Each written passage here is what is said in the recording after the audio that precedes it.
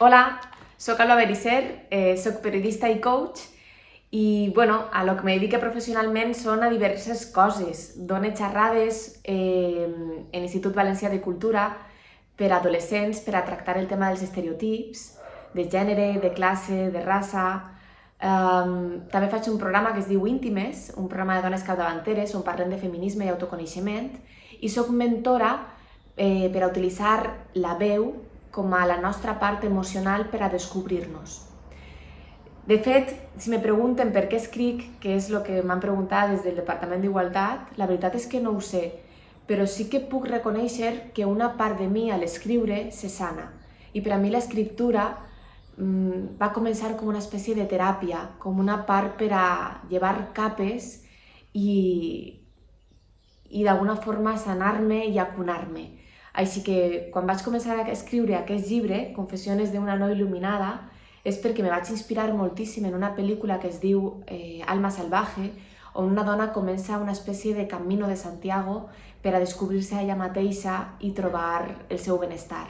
Així que Confessiones d'una no il·luminada és part de la meva història.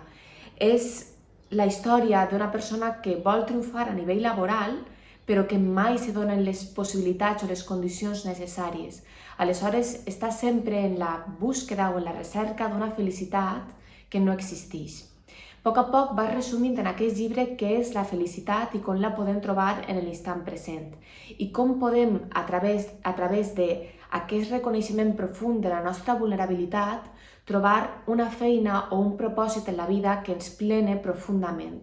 I per això n'hi ha ferramentes de coaching, de meditació i diferents recursos per a trobar què és allò que se te dona bé i què pots vendre a través dels teus talents, que me pareix que és una cosa superimportant, sobretot si estàs pensant en el camí per a emprendre un treball a la teua mesura. Així que vos convido a llegir aquest llibre, Confessiones d'una no il·luminada, perquè ho he fet des del meu coret i ho he fet molt fresquet, molt radiofònic, molt d'una manera de comunicar com a mi m'agrada, que arriba, que és fàcil de llegir i que sobretot crec que reflexiona i ens ajuda a reflexionar a totes les dones.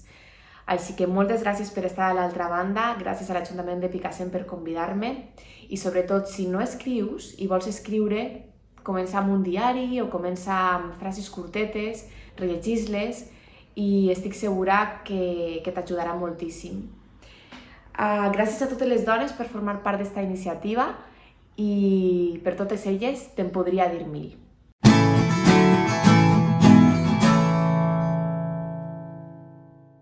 Hola amigos, ¿qué tal? Me llamo Emi Sanón, la autora y autora de esta novela que tengo entre mis manos, Llaman a Tierra del Fuego, editada por Editorial Sargantana en la 3ª edición. Quiero hablaros brevemente para todos aquellos que no habéis tenido la ocasión de leer esta novela. Es muy interesante, además de ser una novela exótica, porque está inspirada en las vivencias del antropólogo Martin Gusin de la Tierra del Fuego a principios del siglo XX, en una tribu, la tribu Yamana, que eran canoeros del mar, que ya está extinguida. Es además también una novela testimonial. El antropólogo de ficción encuentra un hallazgo que cree que cuando vuelva a Europa y haga los análisis pertinentes va a convulsionar todas las creencias y la ciencia del momento. Y le lleva a la obsesión de la búsqueda del origen del hombre. Toda la novela gira, o toda su inquietud gira en torno a la búsqueda del origen del hombre, que todavía sigue siendo un gran enigma sin resolver. Yo he introducido también, he aprovechado la historia, que tiene, en la novela se desarrolla en 2 partes muy diferenciadas. La primera parte en la Tierra del Fuego, con todas estas experiencias que comento, con iniciaciones, he aprovechado para hablar de mitos, como la Atlántida, y en la segunda parte, que se desarrolla en latitud totalmente opuesta, en Noruega, con motivo del Premio Nobel de la Paz que le dan al antropólogo de ficción, y durante esa segunda parte se desarrolla toda la intriga que se ha cernido en la primera parte, es cuando vamos a ir descubriendo poco a poco todo. Bueno, sobre todo ya os digo, es una bella historia de amor, es testimonial, es muy paisajística, muy exótica, muy bonita, os va a trasladar a la Tierra del Fuego, ya veréis cuando la leáis. Y bueno, apuntar también que ha sido por mi parte un pequeño homenaje a los historiadores, a los antropólogos, a todas las personas que trabajan por la paz, como Martin Gusinde, el antropólogo original, un pequeño homenaje, reconocimiento a su gran labor, porque gracias a ellos nos conocemos mucho mejor. Bueno, espero que os guste, ya me contaréis, me podéis localizar, podéis contactar conmigo a través de Facebook, Emi Zanon. También tengo una página en Facebook, llaman a Tierra del Fuego, también en Instagram. Y bueno, todos los meses tengo un blog que publico artículos, estoy escribiendo artículos desde el año 2001, mensualmente, publicados en varias revistas. Os invito también a que sigáis mi blog. Es emizanonsimon.blogspot.com. Bueno, pues un abrazo muy fuerte y espero vuestros comentarios.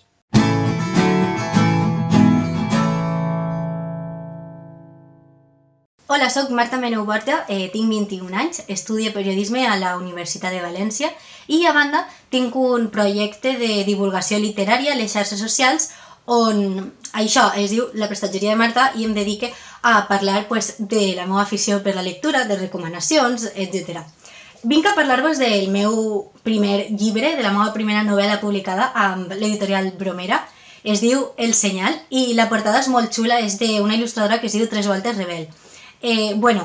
A mi sempre m'ha agradat tant llegir com escriure. A mi sempre m'han agradat moltes llibres. I, a escriure jo crec que vaig començar un poc com comença molta gent, perquè jo estic segura que quasi tots, per no dir tots, hem escrit alguna vegada un relat per a presentar-lo a un concurs de l'escola, de classe. Jo, per exemple, recordo molt el Sambori, sempre he participat en el Sambori. Jo crec que vaig començar un poc per ahir.